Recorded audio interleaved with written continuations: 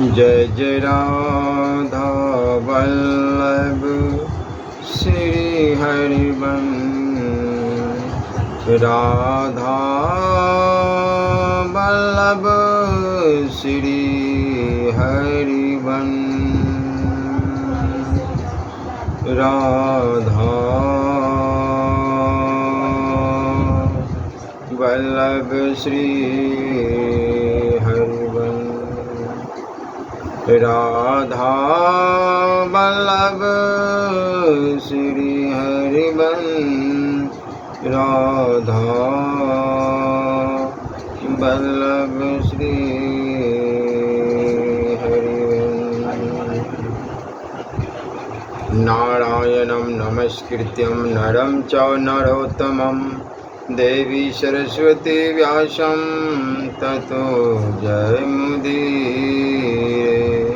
राधा मेरी माते है, पिता मेरे घनश्याम। इन दोनों के चरणों में मेरा कोटि कोटि प्रणाम। ओम श्री परमात्मने नमः। श्री गणेशाय नमः। जीवो उत्पत्ति का वर्णन करते हुए दोषों और बंधनों से मुक्त होने के लिए विषयासक्ति का त्याग का उपदेश। भीष्म जी कहते हैं, भरत श्रेष्ठ, रजोगुण और तमोगुण से मोह की उत्पत्ति होती है तथा उससे क्रोध, लोभ, भय एवं दर्प उत्पन्न होते। इन सब का नाश करने से मनुष्य शुद्ध होता है। ऐसे शुद्धात्मा पुरुष ही उस अक्षय अविनाशी परम देव अव्यक्त स्वरूप देव परवर परमात्मा विष्णु का तत्व जान पाते हैं। इसी ईश्वर की माया से आवृत हो जाने पर मनुष्य के ज्ञान और विवेक का नाश हो जाता है तथा वे बुद्धि के व्यामोह से क्रोध के वशीभूत हो जाते हैं।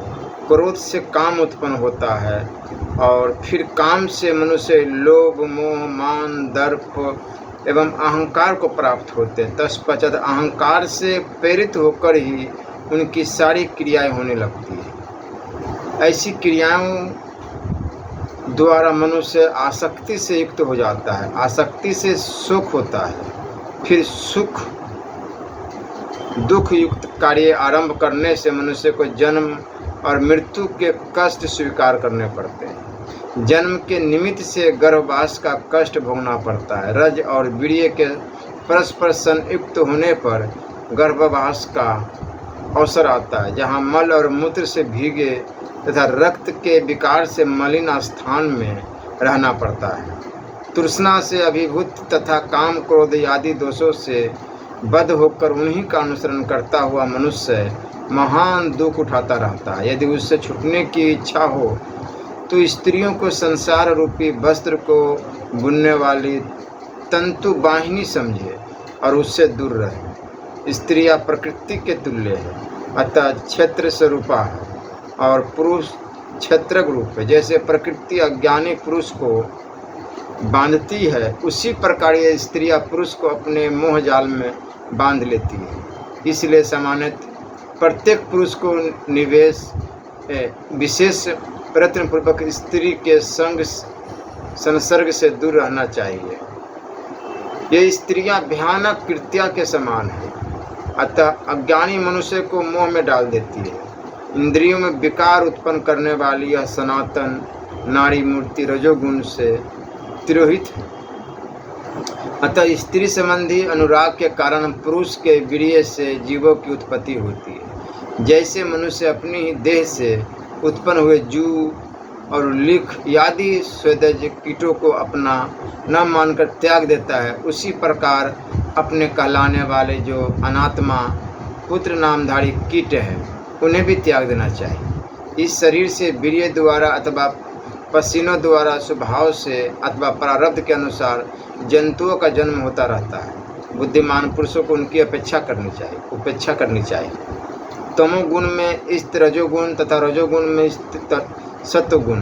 जब रजोगुण तमोगुण स्थित हो जाता है और सत्वगुण रजोगुण में स्थित हो जाता है तब ज्ञान का अधिष्ठानभूत अव्यक्त आत्मा बुद्धि और अहंकार से युक्त हो जाता है।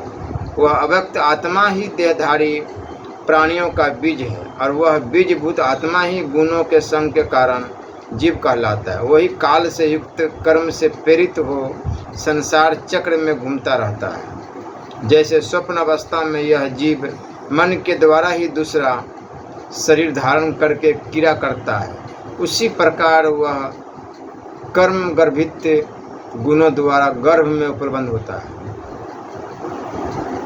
बीजभूत कर्म से जिस जिस इंद्रियों को उत्पत्ति के लिए प्रेरणा प्राप्त होती है, राग युक्त चित्त एवं अहंकार से वही इंद्रिय प्रकट हो जाती है। शब्द के प्रति राग होने से उस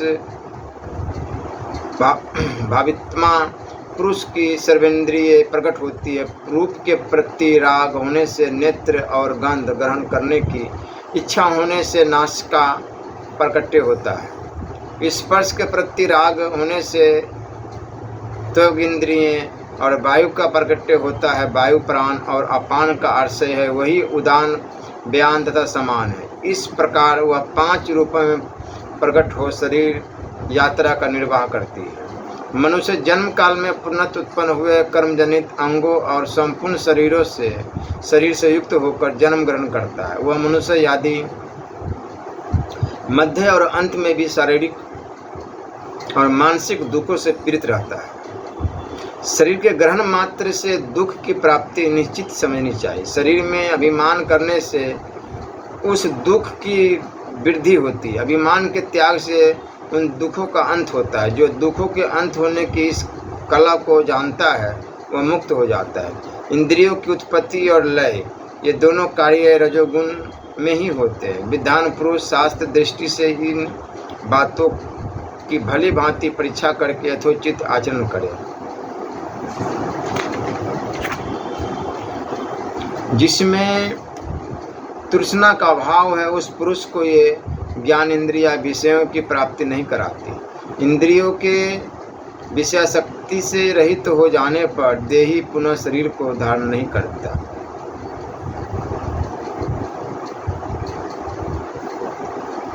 राजन भीष्म जी कहते हैं, राजन अब मैं शास्त्र दृष्टि मोक्ष का यथावत उपाय बताता हूँ। शास्त्र विहित कर्मों का निष्काम भाव से आचरण करता हुआ मनुष्य तत्व ज्ञान से परम गति को प्राप्त कर लेता है। समस्त प्राणियों में मनुष्य श्रेष्ठ कहलाता है। मनुष्य में द्विजों को और द्विजों में भी मंत्रद्रष्टा वेदज्ञ ब्राह्मण को श्रेष्ठ बताया गया है। वेद शास्त्रों के यथार्थ ज्ञाता ब्राह्मण समस्त भूतों के आत्मा सर्वज्ञ और सर्वदर्शी होते हैं। उन्हें परमार्थ तत्व का पूर्ण निश्चय होता है। जैसे नेत्रहीन पुरुष मार्ग में अकेला होने पर तरह तरह के दुख पाता है, उसी प्रकार संसार में ज्ञानहीन मनुष्य को भी अनेक प्रकार के कष्ट भोगने पड़ते हैं। इसलिए ज्ञानी पुरुष ही सबसे श्रेष्ठ है। धर्म की इच्छा रखने वाले मनुष्य शास्त्र के अनुसार उन यज्ञादि सकाम धर्मों का अनुष्ठान करते हैं, किंतु आगे बताए जाने वाले गुणों के बिना इन्हें सबके लिए समान रूप से अभीष्ट मोक्ष नामक पुरुषार्थ की प्राप्ति नहीं होती। वाणी शरीर और मन की पवित्रता, क्षमा, सत्य, धैर्य और स्मृति, इन गुणों को प्राय सभी धर्मों के धर्मज्ञ पुरुष कल्याणकारी बताते हैं। यह जो ब्रह्मचर्य नामक गुण है, इसे तो शास्त्रों में ब्रह्म का स्वरूप ही बताया गया है।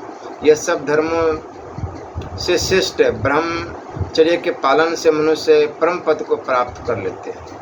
वह परम पद 5 प्राण, मन, बुद्धि और 10 इंद्रियों के संघात रूप शरीर के संयोग से शून्य, शब्द और स्पर्श से रहित है, जो कान से सुनता नहीं, आँख से देखता नहीं और वाणी द्वारा कुछ बोलता नहीं है, तथा जो मन से भी रहित है, वह परम पद या ब्रह्म है।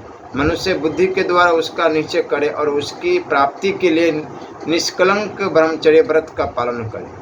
जो मनुष्य इस व्रत का अच्छी तरह पालन करता है वह ब्रह्म लोक प्राप्त कर लेता है। मध्यम श्रेणी के ब्रह्मचारी को देवताओं का लोक प्राप्त होता है और कनिष्ठ श्रेणी का विधान ब्रह्मचारी श्रेष्ठ ब्राह्मण के रूप में जन्म लेता है। ब्रह्मचर्य का पालन अत्यंत कठिन है। उसके लिए जो उपाय है वह मुझसे सुनो। ब्राह्मण को चाहिए कि जब रजोगुण की वृत्ति प्रकट होने और बढ़ने लगे तो उसे रोक दे। स्त्रियों की चर्चा न सुने, उन्हें नंगी अवस्था में न देखे, क्योंकि यदि किसी प्रकार नग्न अवस्था में उन पर दृष्टि चली जाती है तो दुर्बल हृदय वाले पुरुषों के मन में रजोगुण राग या काम भाव का प्रवेश हो जाता है। ब्रह्मचारी के मन में यदि राग या काम विकार उत्पन्न हो जाए तो वह आत्मशुद्धि के लिए कुक्षुर व्रत का आचरण करे। यदि वीर्य की वृद्धि होने से उसे काम वेदना अधिक सता रही हो तो वह नदी या सरोवर के जल में प्रवेश करके स्नान करे। यदि स्वप्न अवस्था में वीर्यपात हो जाए तो जल में गोता लगाकर मन ही मन 3 बार अगमर्शन सूक्त का जप करे। विवेकी पुरुष को इस प्रकार ज्ञान युक्त एवं संयमशील मन के द्वारा अपने अंतकरण में प्रकट हुए पापमय काम विकारों को दग्ध कर देना चाहिए।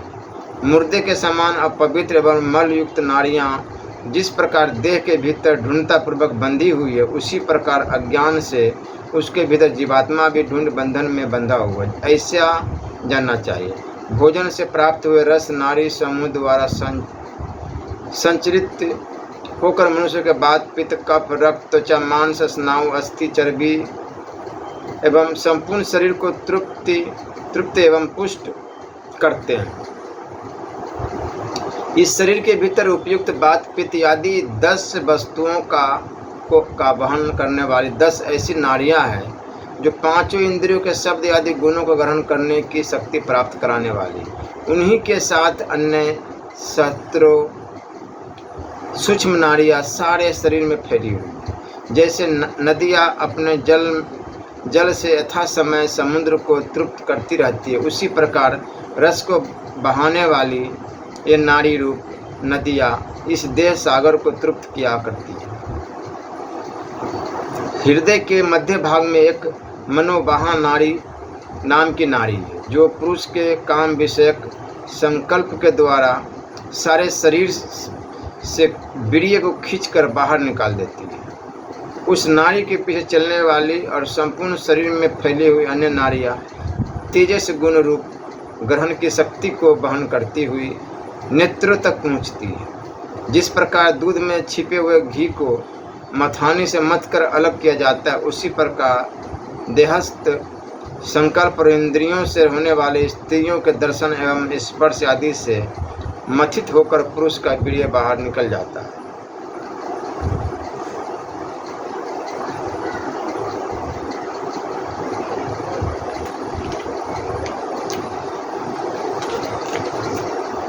जैसे स्वप्न में संसर्ग न होने पर भी मन के संकल्प से उत्पन्न हुआ स्त्री विषयक राग उपस्थित हो जाता है, उसी प्रकार मनोवाहा नाड़ी पुरुष के शरीर से संकल्प जनित वीर्य का निस्सारण कर देती है। भगवान महर्षि अत्रि वीर्य की उत्पत्ति और गति को जानते हैं तथा ऐसा कहते हैं कि मनोवाहा नाड़ी संकल्प और अन्न ये 3 ही वीर्य के कारण है। इन वीर्य का देवता इंद्र है, इसलिए इसे इंद्रिय कहते हैं। जो यह जानते हैं कि वीर्य की गति ही संपूर्ण प्राणियों में वर्ण संकरता उत्पन्न करने वाली है, वे विरक्त हो अपने सारे दोषों को भस्म कर डालते, इसलिए वे पुनः देह के बंधन में नहीं पड़ते।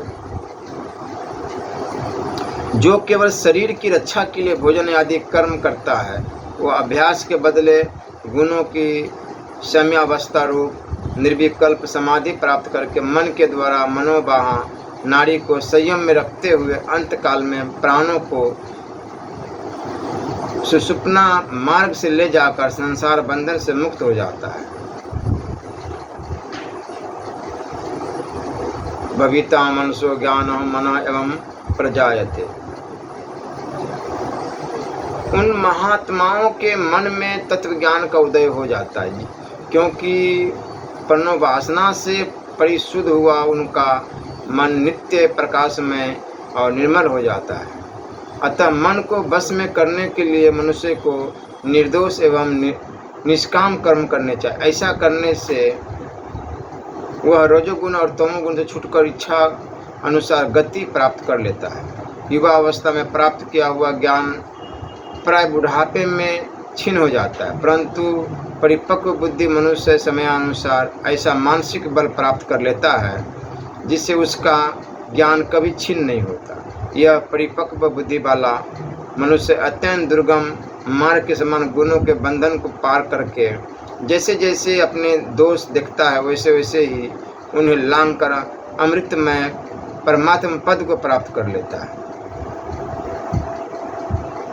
भीष्म जी कहते हैं युधिष्ठिर से कि इंद्रियों के विषयों का पार पाना बहुत कठिन है। जो प्राणी उनमें आसक्त होते हैं वे दुख भोगते रहते हैं, और जो महात्मा उनमें आसक्त नहीं होते वे परम गति को प्राप्त होते हैं। यह जगत जन्म मृत्यु और वृद्धावस्था के दुखों, नाना प्रकार के रोगों, मानसिक चिंताओं से व्याप्त है। ऐसा समझकर बुद्धिमान पुरुष को मोक्ष के लिए ही प्रयत्न करना चाहिए। वह मन, वाणी और शरीर से पवित्र रहकर अहंकार शून्य, शांत चित्त, ज्ञानवान एवं निष्स्पृह होकर भिक्षावृत्ति से निवाह करता हुआ सुखपूर्वक विचरे, अथवा प्राणियों पर दया करते रहने से भी मोहवश उनके प्रति मन में आसक्ति हो जाती है। इस बात पर दृष्टिपात करें और यह समझकर कि सारा जगत अपने अपने कर्मों का फल भोग रहा है, सबके प्रति अपेक्षा भाव रखें। मनुष्य शुभ या अशुभ जैसा भी कर्म करता है उसका फल उसे स्वयं ही भोगना पड़ता है। इसलिए मन, बुद्धि और क्रिया के द्वारा सदा शुभ कर्मों का ही आचरण करें। अहिंसा, सत्य भाषण, समस्त प्राणियों के प्रति सरलतापूर्ण बर्ताव, क्षमा तथा परमार्थ शून्यता, ये गुण जिस पुरुष में विद्यमान हो वही सुखी होता है। जो मनुष्य इस अहिंसा और परम धर्म को समस्त प्राणियों के लिए सुखद और दुख निवारण जानता है वही सर्वज्ञ है और वही सुखी होता है। इसलिए बुद्धि के द्वारा मन को समाहित करके समस्त प्राणियों में स्थित परमात्मा में लगावे। किसी का अहित न सोचे, असंभव वस्तु की कामना न करे, मिथ्या पदार्थों की चिंता न करे और सफल प्रयत्न करके मन को ज्ञान के साधन में लगा दे। वेदांत वाक्यों के श्रवण तथा सुदृढ़ प्रयत्न से उत्तम ज्ञान की प्राप्ति होती है। जो सूक्ष्म धर्म को देखता है और उत्तम वचन बोलना चाहता हो उसको ऐसा बात कहनी चाहिए जो सत्य होने के साथ ही हिंसा और परनिंदा से रहित हो, जिसमें सठता, कठोरता, क्रूरता, चुगली आदि दोषों का सर्वथा अभाव हो। ऐसी वाणी भी बहुत थोड़ी मात्रा में सुस्थिर चित्त से बोलनी चाहिए। संसार का सारा व्यवहार वाणी से ही बंधा हुआ, अतः सदा उत्तम वाणी ही बोले। और यदि वैराग्य हो तो बुद्धि के द्वारा मन को बस में करके अपने किए हुए हिंसा आदि तमाम कर्मों को भी लोगों से कह दे, क्योंकि प्रकाशित कर देने से पाप की मात्रा घट जाती है। रजोगुण से प्रभावित हुई इंद्रियों की प्रेरणा से मनुष्य विषय भोग रूप कर्मों में प्रवृत्त होता है और इस लोक में दुख भोगकर अंत में नरकगामी होता है। अतः मन, वाणी और शरीर द्वारा ऐसा कार्य करे जिससे अपने को धैर्य प्राप्त हो। जैसे चोर या लुटेरे किसी की भेड़ को मारकर उसे कंधे पर उठाए हुए जब तक भागते हैं तब तक उन्हें सारी दिशाओं में पकड़े जाने का भय बना रहता है, और जब मार्ग को प्रतिकूल समझकर उस भेड़ के बोझ को अपने कंधे से उतार फेंकते हैं तब अपनी अभीष्ट दिशा को सुखपूर्वक चले जाते हैं। उसी प्रकार अज्ञानी मनुष्य जब तक सांसारिक कर्म रूप बोझ को ढोते हैं तब तक उन्हें सर्वत्र भय बना रहता है, और जब उसे त्याग देते हैं तब शांति के भागी हो जाते हैं। जैसे चोर या डाकू जब उस चोरी के माल का बोझ उतार फेंकता है तब जहाँ उसे सुख मिलने की आशा होती है उस दिशा में अनायास चला जाता है। उसी प्रकार मनुष्य राजस और तामस कर्मों को त्याग कर शुभ गति प्राप्त कर लेता है। जो सब प्रकार के संग्रह से रहित निरीह, एकांतवासी, अल्पाहारी, तपस्वी और जितेंद्रिय है, जिनके संपूर्ण क्लेश ज्ञानाग्नि से दग्ध हो गए हैं, तथा जो योगानुष्ठान का प्रेमी और मन को बस में रखने वाला है, वो अपने निश्चल चित्त के द्वारा उस परब्रह्म परमात्मा को निस्संदेह प्राप्त कर लेता है। बुद्धिमान एवं धीर पुरुष को चाहिए कि वह बुद्धि को निश्चय ही अपने बस में करे, फिर बुद्धि के द्वारा मन को और मन के द्वारा अपने इंद्रियों को विषयों की ओर से रोककर अपने अधीन करे। इस प्रकार जिसने इंद्रियों को बस में करके मन को अपने अधीन कर लिया है, उस अवस्था में उसकी इंद्रियों के अधिष्ठा देवता प्रसन्नता से प्रकाशित होने लगते हैं और ईश्वर की ओर प्रवृत्त हो जाते हैं। उन इंद्रियों देवताओं से जिनका मन संयुक्त हो गया है, उसके अंतःकरण में परब्रह्म परमात्मा का प्रकाशित हो उठता है।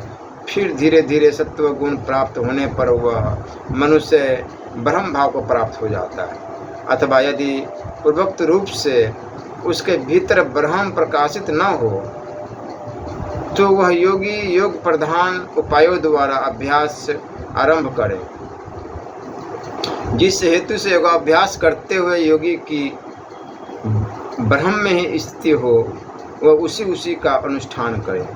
अन्न के दाने, उड़द, तिल की खली, साग, जौ की लपसी, सत्तू, मूल और फल जो कुछ भी है मिल जाए कर्म, उसी अन्न से योगी अपने जीवन का निर्वाह कर देश और काल के अनुसार सात्विक आहार ग्रहण करने का नियम रखे। उस आहार के दोष गुण की परीक्षा करके यदि वह योग सिद्धि के अनुकूल हो तो उसे उपयोग में ले। साधन आरंभ कर देने पर उसे बीच में न रोके। जैसे आग धीरे धीरे तेज की जाती है, उसी प्रकार ज्ञान के साधन को सने सने उद्दीप्त करे। ऐसा करने से ज्ञान सूर्य के समान प्रकाशित होने लगता है। अज्ञान का अधिष्ठान विज्ञान ही है जो तीनों लोकों में व्याप्त है। अज्ञान के द्वारा विज्ञान युक्त ज्ञान का ह्रास होता है। शास्त्रों में कहीं जीवात्मा और परमात्मा की पृथकता का प्रतिपादन करने वाले वचन उपलब्ध होते हैं और कहीं उनकी एकता का यह परस्पर विरोध देखकर दोष दृष्टि न करते हुए सनातन ज्ञान को प्राप्त करे, जो उन दोनों प्रकार के वचनों का तात्पर्य समझकर मोक्ष के तत्व को जान लेता है। वह वितराग पुरुष संसार बंधन से मुक्त हो जाता है। ऐसा पुरुष जरा और मृत्यु का उल्लंघन कर सनातन ब्रह्म को जानकर उस अक्षर अभिकारी एवं अमृत ब्रह्म को प्राप्त कर लेता है। श्री राधा वल्लभ लाल की जय।